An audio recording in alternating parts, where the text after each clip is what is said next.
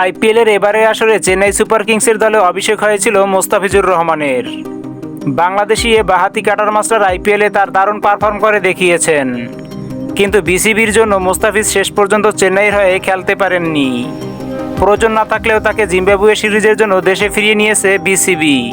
বিসিবির এমন সিদ্ধান্তের জন্যই চেন্নাইকে পড়তে হয় চরম বিপদে, কারণ আইপিএলের মাঝপথে দলের মূল বোলারকে হারিয়েছে চেন্নাই। দলের আর এক মূল বোলার মাতিসা পাতিরানাও চোটের কারণে দেশে ফিরে গিয়েছে। দর্শক, চেন্নাই তাদের মূল বোলারদের হারিয়ে নিজেদের প্লে অফ খেলার সুযোগ হারাতে হয়েছে। চেন্নাই সুপার কিংসের এমন ভাড়াডুবি কোনোভাবেই মেনে নিতে পারছে না চেন্নাই সুপার কিংসের মালিক এন শ্রীনিবাসন।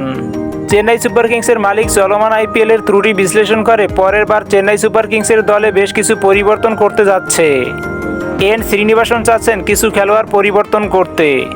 এর মধ্যে বাংলাদেশি বাঁহাতি কাটার মাস্টার মোস্তাফিজুর রহমানকে আর কিনবে না বলে জানিয়েছেন এই ফ্র্যাঞ্চাইজিটি। তবে তাদের দলের মূল বোলার মাতিসা পাতিরানাকে দলে ধরে রাখতে চায় চেন্নাই। পাতিরানা চোটের কারণে দেশে ফিরে গিয়েছে, কিন্তু মোস্তাফিজকে আইপিএলের মাঝপথে চেন্নাইকে বিপদে ফেলে যেতে বাধ্য করেছেন বিসিবি। তাই আপাতত মোস্তাফিজকে দলে ধরে রাখার কোনো ভাবনা নেই তাদের। তবে মোস্তাফিজের ফর্মের কারণে হয়তো আবারও দলে চাইতে পারে চেন্নাই।